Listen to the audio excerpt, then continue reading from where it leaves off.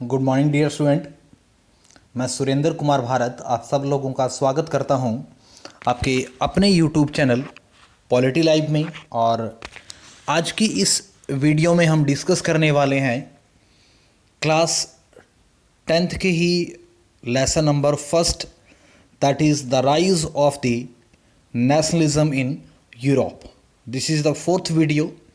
इससे पहले मैं 3 वीडियो अपलोड कर चुका हूँ इस चैप्टर की, और आज की इस वीडियो में हम पढ़ने वाले हैं द राइज ऑफ कंजर्वेटिज्म, यानी रूढ़िवाद का उदय कैसे हुआ या रूढ़िवाद की शुरुआत कैसे होती है। A political philosophy that stress the importance of traditions, established institutions and customs and prefers gradual developments of quick change. It means एक ऐसे राजनीतिक दार्शनिकता या ऐसी राजनीतिक आइडियोलॉजी जो इस बात को इम्पोर्टेंस देती है कि जो हमारी पुरानी जो परंपराएं हैं, जो ओल्ड ट्रेडिशंस हैं या पुरानी जो संस्थाएं जिन्होंने ओल्ड कस्टम्स को स्टैब्लिश किया हो, स्थापित किया हो, उन सब चीज़ों को इम्पोर्टेंस दी जाए, उनकी डेवलपमेंट की जाए, उनको चेंज ना किया जाए। यानी पुरानी जो चीज़ें हैं वो ज़्यादा अच्छी है, ठीक है, तो उनको ही ज़्यादा प्रेफरेंस दी जाए। Conservatism stand for the preservation of the traditional institutions to state and society such as the monarchy, the church, the social hierarchies and family along with the modern change introduced by Napoleon. It means जो रूढ़िवादी है, जो कंजर्वेटिज्म्स हैं, वो इस बात के favour में है कि सोसाइटी के अंदर जो भी ट्रेडिशनली जो संस्थाएं बनी हुई हैं या स्टेट में या सोसाइटी में जो भी ओल्ड जो ऑर्गेनाइजेशंस हैं वो बने रहें। और उनमें अगर हम बात करें, we talk about the monarchy system, we talk about the church, we talk about the social hierarchy system, और if we talk about the modern change, कि जो मॉडर्न चेंज है वो अप्लाई ना किए जाएं, जो पुरानी चीज़ें हैं वो एज इट इज़ प्रिजर्व रहें, सेफ रहें, बनी रहें, उनमें कोई भी बदलाव ना किए जाएं, चाहे वो बदलाव करने वाला कोई भी हो। Following the defeat of Napoleon in 1815, a spirit of conservatism drove Europeans government. ऐसा माना जाता है, ऐसा बिलीव किया जाता है कि 1815 में द वाटर ऑफ वाटरलू या द वार ऑफ वाटरलू जो हुई, ठीक है, उसमें नेपोलियन के हारने के पीछे रूढ़िवादी जो आइडियोलॉजी थी वो एक बड़ा कारण था, या रूढ़िवादी जो यूरोपियन जो सरकारें थी उन्होंने मिलकर नेपोलियन को द वॉर ऑफ वाटरलू 1815 में हराया। Conservatism as a political ideology rose after the defeat of the Napoleons in 1815 at the battle of Waterloo. It means अगर हम बात करें रूढ़िवादी जो राजनीतिक आइडियोलॉजी थी या रूढ़िवादी राजनीतिक जो विचारधारा थी, उसकी शुरुआत मानी जाती है after the 1815। It means the battle of Waterloo. उसके बाद जब नेपोलियन हार जाता है, तो नेपोलियन के हारने के बाद ही जो रूढ़िवादी जो संस्कृति है, जो रूढ़िवादी पॉलिटिकल जो आइडियोलॉजी है, उसकी शुरुआत मानी जाती है, उसका राइज माना जाता है। Most of the peoples who belongs to upper class और associated with them followed conservatism.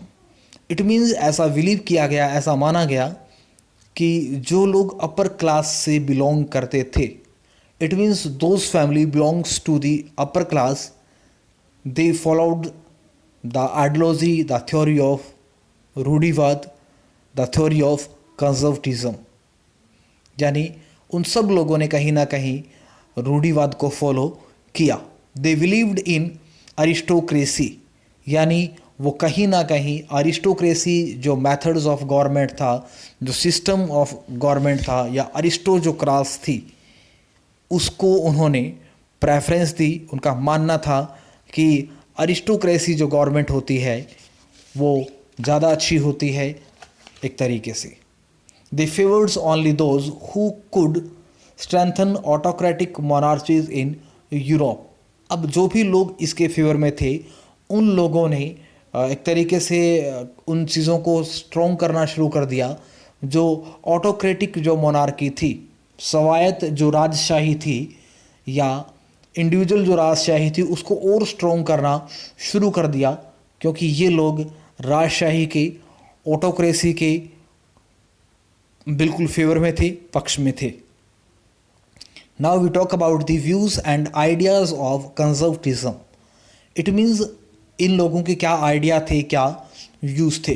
Conservatism believed that established traditional institutions of state and society like the monarchy, the church, social hierarchical, property and family should be preserved. It means जो लोग conservatism की ideology में believe करते थे, उनका ऐसा मानना था कि ओल्ड जो इंस्टीट्यूशंस हैं उनको सेट किया जाए, मोनार्की सिस्टम को दोबारा से लागू किया जाए, चर्च सिस्टम दोबारा से लागू हो, सोसाइटी में पद सोपान हो, यानी पद के हिसाब से आपको पावर मिलनी चाहिए। राइट टू प्रॉपर्टी की बात की गई और फैमिली, इन सब चीज़ों को प्रिजर्व करने की बात की गई, इनके संरक्षण की बात की गई, इनको प्रोटेक्शन प्रोवाइड करने की बात की गई। Most of the conservatism did not purpose A return of the society of pre revolutionary days. यानी इस आइडियोलॉजी को मानने वाले जो लोग थे, जो रेवोल्यूशनरी थे, वो नहीं चाहते थे कि अब दोबारा से सोसाइटी के अंदर कोई भी वैसे दिन आए जब चेंज की बात की गई, जब क्रांति की बात की गई, या जहां सोसाइटी के ट्रांसफॉर्मेशन की बात की गई। They realize that from the change initiated by Napoleon that modernizations could in fact strengthen traditional institutions like the monarchy.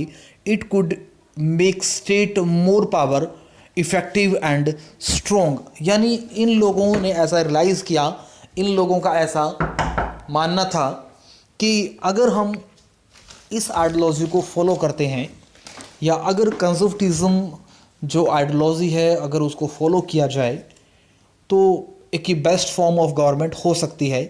और अगर मॉडर्न चीज़ें अच्छी होती तो शायद नेपोलियन युद्ध नहीं हारता, शायद नेपोलियन ने जो चेंजेस किए, द सिविल कोड 1804, ठीक है, उसको लोग उसके अगेंस्ट नहीं होते, या लोग उसकी क्रिटिसिज्म नहीं करते। तो इट मीन्स जो कंजर्वेटिज्म है वो कहीं ना कहीं पावर को, स्टेट की पावर को ज़्यादा स्ट्रॉन्ग करता है, ज़्यादा अच्छा करता है। Steps taken by the conservatism regime, a modern army impose censorship laws to control the ideas of liberty and freedom associated with French revolution.